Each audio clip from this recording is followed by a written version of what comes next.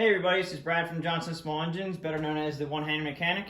Working on a Generac GP5500 watt generator. We are going to take the carburetor off today so you can show you how to do that. I do know when you do have a generator and it's not starting, we do have a cheater method that we use just to make sure that it has a carburetor issue or not, and that is just by squirting a little bit of fuel inside the throat of the carburetor. And if it runs on that fuel and shuts down, then pretty much you know the engine runs, but that's when you can tell that you have a carburetor issue, is that it's not staying running. That means you have a carburetor blockage. But by putting a little bit of fuel in the air cleaner throat, I will show you that in a minute, but that's what we do to check them to make sure that we know 100% that we have a carburetor issue. This one is just about taking the carburetor off the machine. First thing we want to do is show you the tools. We have here a pair of pliers, pair of needle nose pliers. I always use my 1/4 inch ratchet that's electric, helps me out. We have a 1/4 inch ratchet. You can use, whatever you have at home, 3/8, 1/4 inch. This is just an extension I'm going to use. 10mm socket is all you need, and we have this is the clip tool the remover that I like to use for fuel lines, taking them off. We're going to use a container to catch the fuel in. This is my cheater container that I have fuel in that we squirt down the carburetor throat. We're not going to do this on this video, but I just want to show you that. So first thing we're going to do is we're going to drain the carburetor. I'm going to take the 10mm and I'm going to use this ratchet here, and we're going to drain the carburetor bowl. We have a fuel shut off here on the tank, okay? This one here is on right now, and you want to turn it off, which is to the side there. So everything like that is, well, that's off, and I think this one turns the other way. No, it does not. It only turns one way. If it's straight up and down like that, that's actually on. Straight up and down like that is on. To the side right there is actually off. Okay, so we want to drain the carburetor bowl. The carburetor is here. It's behind your air cleaner, and this is a 10mm bolt here. I just dropped my pan that I was actually going to drain it into. All right, so you're going to loosen this guy up and take it out.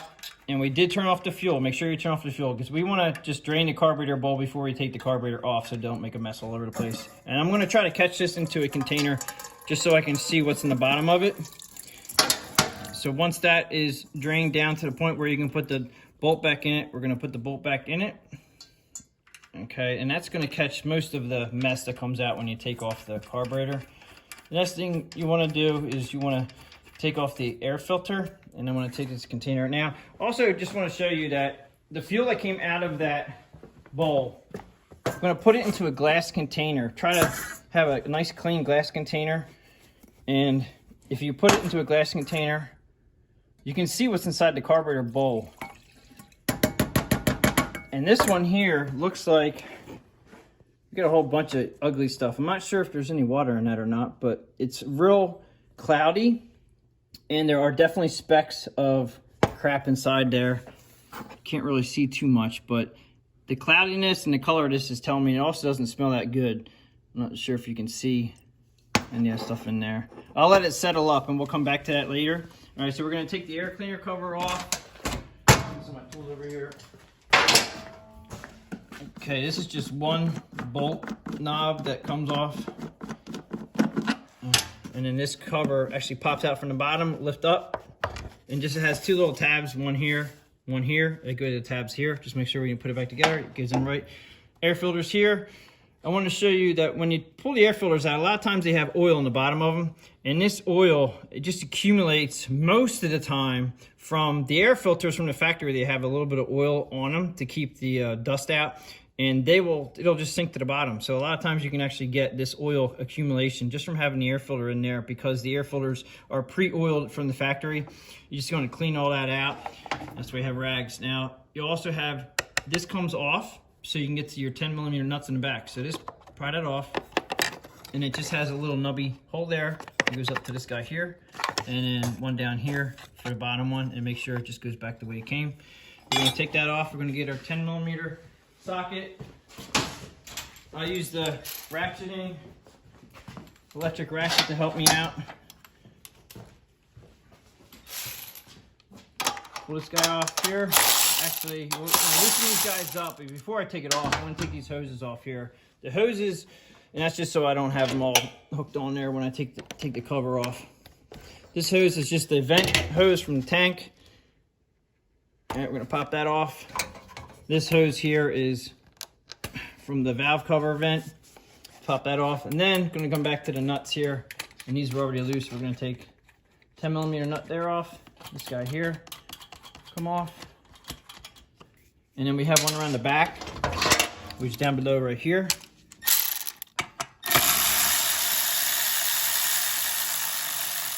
That comes off. And then this cover should just come right out. All right, so cover's off. We have a gasket here. Just be careful with the gasket. I would say replace if you can. If you're stuck and you can't replace it, then yes, you have to reuse it as long as it's not ripped. Fuel lines here, you want to make sure that you check to make sure that the fuel line is not cracked, or if it's really, really stiff, you're probably going to want to replace that. You can see the fuel filter here. On a carburetor rebuild, we're going to replace this anyway, just because we do. And we're going to take this off. You can use pliers or your fingers, depending on how. Sometimes these get real stiff. And pull that out, and you're going to pull this off. And you may need a rag, depending on, you're going to have a little bit of fuel dripping down from there. It may not, because we just drained the bowl, so we don't have much on there. But definitely, that's why you need to use the rags. Just keep a rag underneath you. All right, now, as far as getting this carburetor off, this should just pull off. Now, if these are real tight and they're stuck to the back side of the block here, sometimes you can just tap them with a wrench, and it'll get them unstuck from the gaskets. But the main thing is when you slide this off is that you have a spring here that we have to take off. This spring here, and you can use a pair of pliers. Needle nose pliers is probably the best bet. Let me see where I got those. Okay, needle nose pliers right here. Just be careful, try not to bend it. You're gonna pop that up off the way.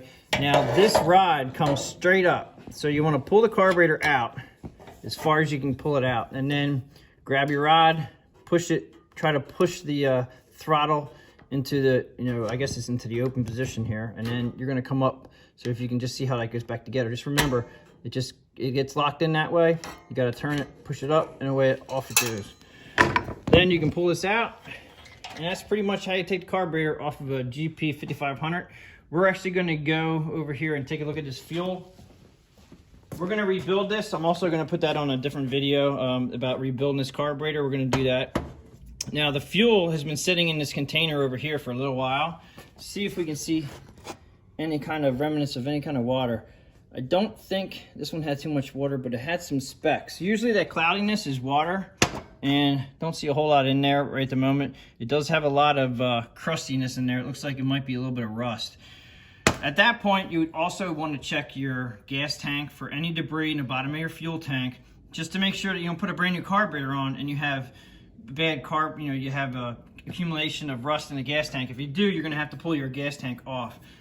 But this is basically on how to take this carburetor off the machine. I do appreciate everybody watching my videos.